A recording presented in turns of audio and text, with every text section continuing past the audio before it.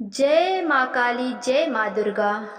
आज का जो विषय है वो ये है कि पूजा के समय अगर माता काली आपको छूती हैं तो आपके साथ क्या होता है। तो चलिए वीडियो शुरू करते हैं। उससे पहले अगर आप अभी तक वीडियो को सब्सक्राइब, लाइक, शेयर नहीं किए हैं तो सब्सक्राइब करिए, लाइक करिए, शेयर करिए।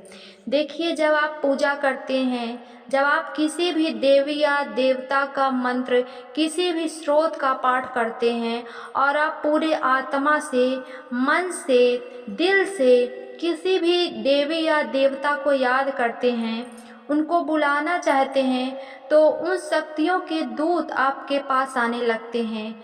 माता की योगिनियाँ आने लगती हैं, आपको छूने की कोशिश करती हैं, आपको संकेत देने की कोशिश करती हैं। तो सबसे पहले आपके शरीर पर ही महसूस होता है कि आपको कोई छूने की कोशिश कर रहा है। आपके शरीर पर कुछ कीड़े का चलने का अनुभव होता है।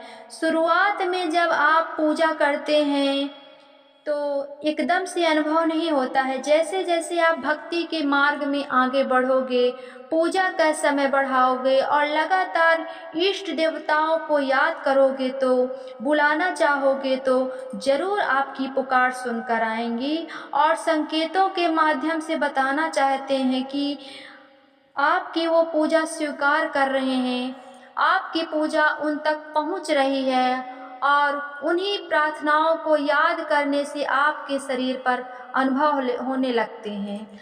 अगर आपके साथ भी ऐसा होता है, आपको यह अनुभव होता है, तो आप समझ लीजिए कि आपकी पूजा भगवान तक पहुंच रही है। उन्होंने आपकी प्रार्थना सुन ली है और उनकी शक्तियां आपके घर में जागृत होना शुरू हो गई है। शक्तियां आपके साथ चलने लगी हैं। आप जिस भी देवी या देवता की पूजा करते हैं, उनकी शक्तियां आपके पास आने लगी हैं।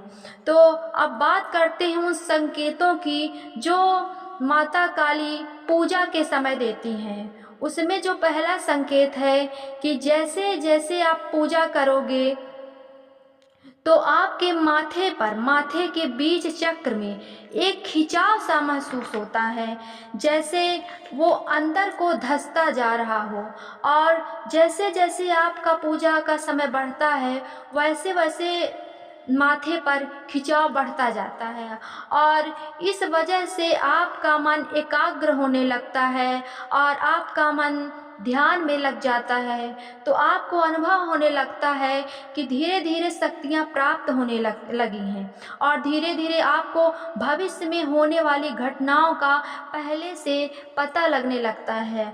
और जिन भक्तों को माता से ये संकेत मिलने लगे, अपनी पूजा का समय बढ़ा देना चाहिए। आप जिस भी मंत्र का, स्रोत का पाठ करते हैं, तो आपको उसी का पाठ करते हुए आपको पूजा का समय बढ़ा देना चाहिए, क्योंकि जब आप रोज ऐसा करते हैं, इससे जो मंत्र की ऊर्जा है वो आपके दिव्य दृष्टि को खोलने लगती है, आपके दिमाग को शांत करना शुरू कर देती हैं। आपके मन में जो नकारात्मक विचार आते हैं वो आपके अंदर से निकलने लगते हैं और सकारात्मक विचार ही आपको आते हैं। आपके आसपास सकारात्मक ऊर्जा का आवरण बनने लगता है, जिससे आपके शरीर पर सुरक्षा कवच बन जाता है। इससे बुरी शक्ति, नकारात्मक शक्ति आपके पास आती भी है तो वह आपको किसी भी तरह से परेशान नहीं कर पाती है। आपके चारों तरफ जो आवरण है वह सुरक्षा कवच बन जाता है। आपको दिव्य दृष्टि प्राप्त हो जाती है। दिव्य दृष्टि प्राप्त होने से आप अपनी परेशानी दूर कर सकते हैं। अपनी परेशानी इष्ट या देवी देवताओं के पास पहुंचाने लगते हैं। जो प्रार्थना करते हो स्वीकार होने लगती है। अगर आपके साथ ये अनुभव होने लगा तो आपको अपने आप को भाग्यशाली समझना चाहिए। दूसरा संकेत यह है कि आपके हाथों में शक्ति आने लगती है। अगर आप किसी मंत्र का जाप करते हैं कि शक्ति को बुलाने की कोशिश करते हैं तो आपके हाथों में शक्तियाँ आने लगती हैं, आपके हाथ शून्य होने लगते हैं। और आप अगर किसी को कोई चीज़ देते हैं, किसी को अपने हाथ से कोई चीज़ देते हैं, किसी को फल उठा के देते हैं तो वो प्रसाद बन जाता है। आप किसी के सर पर अगर हाथ रख देते हैं तो शक्ति के कारण उसकी परेशानी दूर होने लगती है। आप जो भी काम अपने हाथ से करते हैं वो भी सफल होने लगता है, क्योंकि शक्तियाँ आपके साथ होती हैं। जब भी आप पूजा करके उठो और कोई बीमार व्यक्ति आपके सामने आ जाए और आप उसके सर पर हाथ रख देते हैं तो भी वह ठीक हो जाएगा। जब तक आप पूरी तरह से भक्ति के रास्ते में सफल ना हो तब तक आपको दूसरे की परेशानी दूर करने से बचना चाहिए। अगर आप दूसरे का संकट काटने का कोशिश करते हैं तो वो ऊर्जा आपके हाथों से निकलकर उनके परेशानी दूर करने का कार्य करती है, लेकिन उसका जो भी प्रभाव पड़ेगा वह आपके शरीर पर पड़ेगा। आप जिसका संकट काटने की कोशिश करते हैं उसका संकट, उसकी बीमारी आपके शरीर पर आ जाती है। ऐसा तभी होता है जब आपके शरीर की ऊर्जा कम होती है। ऐसा तभी होता है जब आप ध्यान नहीं करते हैं, पूजा नहीं करते हैं, अच्छे से जाप नहीं करते हैं, दूसरे व्यक्ति से उतरकर आपको लग जाता है।